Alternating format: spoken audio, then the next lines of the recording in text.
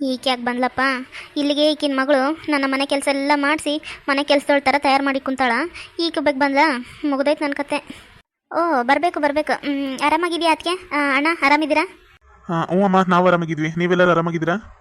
ಪಾರ್ವತಿ, ಚಿಕ್ಕಮ್ಮ ಯಾವಾಗ ಬಂದ್ರಿ? ಆರಾಮಾಗಿದ್ದೀರಾ? ಹ್ಞೂ ಅಮ್ಮ ಪಾರ್ವತಿ, ನಾನು ಆರಾಮಾಗಿದ್ದೀನಿ. ನೀನು ಹೇಗಿದೆಯಾ? ನೀನು ಆರಾಮಾಗಿದೆಯಾ?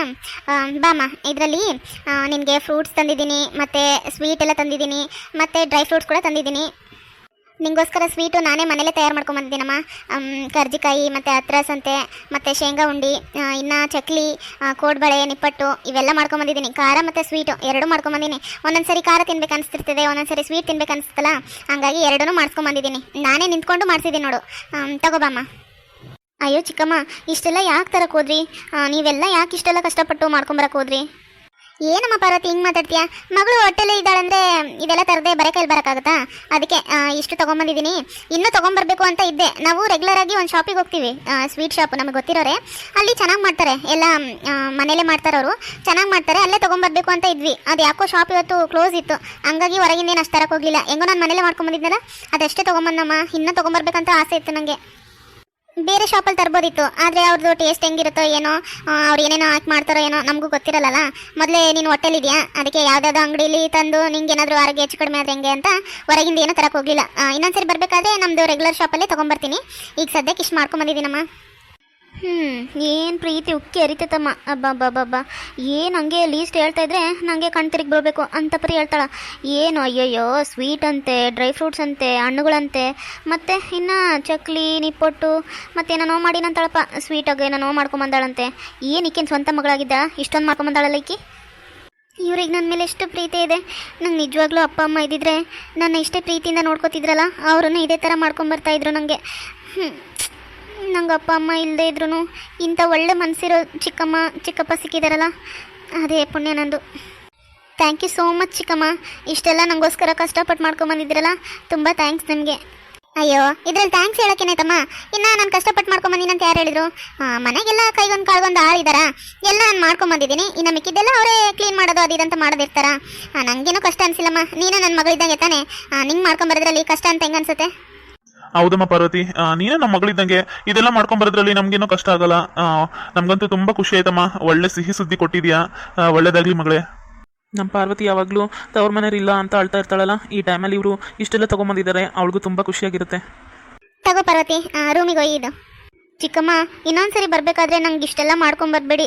ನೀವು ಸುಮ್ಮನೆ ನನಗೆ ಭಾರ ಹೊರಿಸ್ದಂಗೆ ಆಗ್ತಾ ಇದೆ. ನಿಮಗೆಲ್ಲ ನಾನು ಕಷ್ಟ ಕೊಟ್ಟೆ ಅಂತ ಅನ್ನಿಸ್ತಾ ಇದೆ. ನೀವು ನನ್ನ ನೋಡ್ಕೊಂಡು ಹೋಗಿ ಬಂದಿದ್ರಲ್ಲ, ಅದೇ ಖುಷಿ ನನಗೆ. ಅಷ್ಟೇ ಸಾಕಾಗಿತ್ತು, ನಿಮ್ಮ ಆಶೀರ್ವಾದ ಒಂದೇ ಸಾಕು ನನಗೆ. ಪಾರ್ವತಿ, ಇಂಥ ಟೈಮಲ್ಲಿ ಅಳ್ಬಾರ್ದಮ್ಮ. ಯಾಕೆ ಅಳ್ತಾ ಇದೆಯಾ? ಪ್ರೀತಿಯಿಂದ ಮಾಡ್ಕೊಂಡು ಬಂದಿದ್ದೀವಮ್ಮ. ನೀನು ಹಿಂಗೆ ಮಾತಾಡಿದ್ರೆ ನಮಗೂ ಬೇಜಾರಾಗಲ್ವಾ? ನೀನು ನಕ್ಕೋ ಅಂತ ಖುಷಿಯಾಗಿ ತಿಂದರೆ ನಮಗೂ ಖುಷಿಯಾಗುತ್ತೆ ಮಾಡ್ಕೊಂಬಂದಿರೋದಕ್ಕೂ. ನೀನು ಈ ಥರ ಏನೂ ಅಳ್ಬೇಡ. ನೀನು ನನ್ನ ಮಗಳಿದ್ದಂಗೆ ಅಂತ ಹೇಳಿದ್ದೀನಿ. ಅವತ್ತು ಸುಮ್ಮನೆ ಬರೀ ಬಾಯಿ ಮಾತು ಹೇಳಿಲ್ಲ ನಾನು, ನಿಮ್ಮ ಅಮ್ಮ ಥರನೇ ನಾನು. ಈಗ ನನ್ನ ಮಗಳು ಹೋಟೆಲಿದ್ರೆ ನಾನು ಮಾಡ್ಕೊಂಬರ್ತಿರ್ಲಿಲ್ವಾ? ಹಂಗೆ ನೀನು, ಅದಕ್ಕೆ ಮಾಡ್ಕೊಂಬಂದಿದ್ದೀನಿ. ಅದಕ್ಕೆ ಯಾಕೆ ಅಷ್ಟೊಂದು ಫೀಲ್ ಆಗ್ತೀಯಾ? ಆ ಥರ ಎಲ್ಲ ಅಳ್ಬಾರ್ದು, ಖುಷಿಯಾಗಿರ್ಬೇಕು ಇಂಥ ಟೈಮಲ್ಲಿ. ಕೂತ್ಕೊಳ್ಳಿ ಬೀಗ್ರೆ, ಎಷ್ಟೊತ್ತಂತ ನಿಲ್ತೀರಾ? ಇದಂಥ ಹುಡುಗಿ ಅತ್ತೆ ಮನೇಲಿ ಇದ್ದೀನಿ ಅನ್ನೋದೊಂದೂ ಸ್ವಲ್ಪನೂ ಭಯಭಕ್ತಿ ಅನ್ನೋದಿಲ್ಲ. ಸೊಸೆಯಾಗಿ ತಾನೆದ್ದು ಮನೆ ಕೆಲಸ ಎಲ್ಲ ಮಾಡಬೇಕು. ನನ್ನ ಬಗ್ಸಳ ಕೆಲಸ ಮಾಡೋಕ್ಕೆ ಎಂಥ ಸೊಸೆ ಕೂಡ್ತಪ್ಪ ನನಗೆ. ದುಡ್ಡಿದ್ದು ಅಂತರು ಅಂತೇಳಿ ಇದನ್ನು ಮದುವೆ ಮಾಡ್ಕೊಂಬಂದ್ವಿ. ಇದು ನೋಡಿದ್ರೆ ಒಂದು ಕೆಲಸ ಮಾಡೋಂಗಿಲ್ಲ. ಭಯಕ್ಕೂ ಬಾರದ್ದು, ಅನ್ನಕ್ಕೂ ಬಾರದ್ದು. ಬಿಸಿ ತುಪ್ಪ ಆದಂಗೆ ಆಗ್ಬಿಟ್ಟಾಳ. ಉಗುಳಕ್ಕೂ ಬಾರದ್ದು, ನುಂಗಕ್ಕೂ ಬಾರದ್ದು. ಪ್ರಿಯಾ, ನಿಮ್ಮಮ್ಮ ನಿಮ್ಮಪ್ಪ ಬಂದಿದ್ದಾರಮ್ಮ, ಬಾ ಎದ್ದು ಬಾ. ಏನು, ಅಮ್ಮ ಅಪ್ಪ ಬಂದಿದ್ದಾರಾ? ಅಪ್ಪ ಅಮ್ಮ ಯಾವಾಗ ಬಂದ್ರಿ? ಇಬ್ಬರು ಆರಾಮಾಗಿದ್ದೀರಾ? ಹ್ಞೂ ಮಗಳೇ, ನಾವು ಆರಾಮಾಗಿದ್ವಿ. ನೀನು ಹೇಗಿದ್ಯಾ? ಅತ್ತೆ ಮನೇಲಿ ಹೇಗೆ ನಡೀತಿದ್ಯಮ್ಮ ಸಂಸಾರ? ಹ್ಞೂ ಅಮ್ಮ, ನಾನು ಚೆನ್ನಾಗಿದ್ದೀನಿ. ಎಲ್ಲ ಚೆನ್ನಾಗಿ ನಡೀತಾ ಇದೆ ನೋಡು.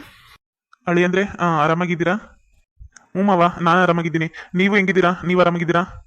ಹ್ಞೂ ಅಪ್ಪ, ನಾವು ಕೂಡ ಆರಾಮಾಗಿದ್ದೀವಿ. ಪ್ರಿಯಾ ಇಲ್ಲಿಗೆ ಬಂದ್ಬಿಟ್ಲಲ್ಲ, ನಮ್ಮ ಮನೆಯೆಲ್ಲ ಹಾಳಾಳು ಅನ್ನಿಸ್ತಾ ಇದೆ.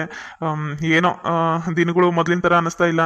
ತುಂಬ ಮನೆಯೆಲ್ಲ ಖಾಲಿ ಅನ್ನಿಸುತ್ತಲ್ಲ, ಹಂಗಾಗಿ ಸ್ವಲ್ಪ ಬೇಜಾರಷ್ಟೇ. ಮತ್ತೆ ಹಂಗೆ ಅಲ್ಲೇನ್ರಿ, ಹೆಣ್ಮಕ್ಳು ಅಂದಮೇಲೆ ಅವ್ರು ಯಾವತ್ತಿದ್ರು ಗಂಡನ ಮನೆಗೆ ಹೋಗಲೇಬೇಕು. ಎಲ್ಲ ಸಿದ್ಧ ಇರ್ಬೇಕು ಮತ್ತೆ ಅದಕ್ಕೆ. ಅದೇಪ್ಪ, ನಿನ್ನ ಮತ್ತು ಪ್ರಿಯಾನ ಇಬ್ಬರನ್ನೂ ಹನಿಮೂನಿಗೆ ಕಳಿಸ್ಬೇಕಂತ ನಿಮ್ಮ ಮಾವ ಎಲ್ಲ ಏರ್ಪಾಟ್ ಮಾಡಿದ್ದಾರೆ. ನಾಳೆನೇ ನೀವಿಬ್ಬರು ಹೋಗೋದು. ವಾವ್, ಹನಿಮೂನ್ಗ? ನನಗಂತೂ ತುಂಬ ಖುಷಿ ಆಗ್ತಾ ಇದೆ. ಅಳಿ ಅಂದರೆ ನಾಳೆನೇ ಹೊರಡೋದಲ್ವಾ, ಹಂಗಾಗಿ ಇಬ್ಬರು ಬೇಗ ಲಗೇಜ್ ಎಲ್ಲ ಪ್ಯಾಕ್ ಮಾಡ್ಕೊಳ್ಳಿ. ಮತ್ತೇನಾದರೂ ನೀವು ಕೊಂಡ್ಕೊಳ್ಳೋದಿದ್ರೆ ಬೇಗ ಕೊಂಡ್ಕೊಂಬಿಡಿ ಇವತ್ತೇ. ಮತ್ತು ನಾಳೆನೇ ಎಲ್ಲ ನೀವು ಹೋಗಬೇಕು. Thank you mummy, thank you daddy. ಮಾವ ಇದೆಲ್ಲ ಯಾಕೆ ಮಾಡಕ್ ಹೋದ್ರಿ? ನಮ್ಗಿರೋದು ಒಬ್ಳೆ ಮಗಳು, ಅವಳು ಖುಷಿಯಾಗಿರೋದೇ ನಮ್ಗೆ ಖುಷಿ. ಅದಕ್ಕೆ ಇಬ್ರು ಹೋಗಿ ಬಂದ್ಬಿಡಿ. ಎಲ್ಲ ಏರ್ಪಾಟ್ ಮಾಡಿದ್ದೀನಿ, ಇಬ್ರು ಖುಷಿಯಾಗಿ ಹೋಗಿ ಬಂದ್ಬಿಡಿ. ಸರಿ ಮಾವ. ಪಾರ್ವತಿ ಇಲ್ಲಿ ಬಾಮ ನೀನು.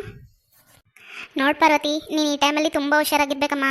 ಬರೀ ಮನೆ ಕೆಲಸ ಅಂತ ಯಾವಾಗಲೂ ಸಾಯ್ತಾ ಇರಬೇಡ, ಆರಾಮಾಗಿರೋದು ನೋಡು. ಚೆನ್ನಾಗಿ ಊಟ ಮಾಡಬೇಕು, ಮತ್ತು ಸರಿಯಾಗಿ ನಿದ್ದೆ ಮಾಡಬೇಕು. ನಿನ್ನೆ ಎಲ್ಲ ಪ್ರಿಯಾ ಫೋನ್ ಮಾಡಿ ಹೇಳಿದ್ಲು, ನಿಂಗೇನೋ ಬರೀ ವಾಂತಿ ಆಗ್ತಾ ಇದೆ ಅಂತೆ. ಅದೇ ಈ ಟೈಮಲ್ಲಿ ಊಟ ಸೇರಲ್ಲ, ಏನು ತಿಂದ್ರೂ ಹಂಗೆ ವಾಯಕ್ ಅನ್ಸ್ಬಿಡುತ್ತೆ, ಎಲ್ಲ ಹೊರಗೆ ಬರ್ತಾ ಇರುತ್ತೆ. ಅದಕ್ಕೆ ಆಗಾಗ ನಿಂಬೆಹಣ್ಣು ಜ್ಯೂಸ್ ಕುಡಿತಾ ಇರು.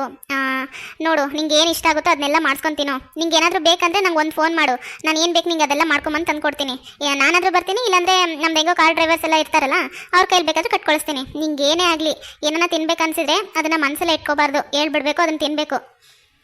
ಪ್ರಿಯಾ ಎಲ್ಲ ಹೇಳಿದ್ಲು, ನಿಂಗೇನೋ ಹುಷಾರಿಲ್ಲ ಅಂತೆ, ತುಂಬ ವೀಕ್ ಆಗಿದೆಯಾ ಅಂತ ಡಾಕ್ಟ್ರ್ ಎಲ್ಲ ಮೆಡಿಸಿನ್ಸ್ ಎಲ್ಲ ಕೊಟ್ಟಿದ್ದಾರಂತೆ. ಅದನ್ನೆಲ್ಲ ಟೈಮ್ ಸರಿಗೆ ತಗೋಮ್ಮ. ಆದಷ್ಟು ಬೇಗ ಹುಷಾರಾಗು. ನೋಡು, ಮದುವೆಲೆಲ್ಲ ಅಂತ ಪರಿ ಕೆಲಸ ಮಾಡಿ ಮಾಡಿ ಹಂಗಾಗ್ಬಿಟ್ಟಿದ್ಯಾ, ಅಷ್ಟು ಹುಷಾರಿಲ್ಲಂಗೆ ಆಗಿದೆಯಾ. ಅದೇ ಟೈಮಲ್ಲೇ ಪ್ರೆಗ್ನೆಂಟ್ ಆಗಿದೆಯಾ, ನೀನು ಗೊತ್ತಿಲ್ಲದೇ ಅಂತ ಪರಿ ಕೆಲಸ ಮಾಡಿಬಿಟ್ಟು ಇಷ್ಟು ಹಾಸಿಗೆ ಇಡೋ ಥರ ಆಗಿಬಿಟ್ಟಿದ್ಯಾ. ಅದಕ್ಕೆ ಇನ್ಮೇಲಿಂದ ಸರಿಯಾಗಿ ಊಟ ಮಾಡು, ಹೆಲ್ತ್ ಬಗ್ಗೆ ಗಮನ ಇರಲಿ.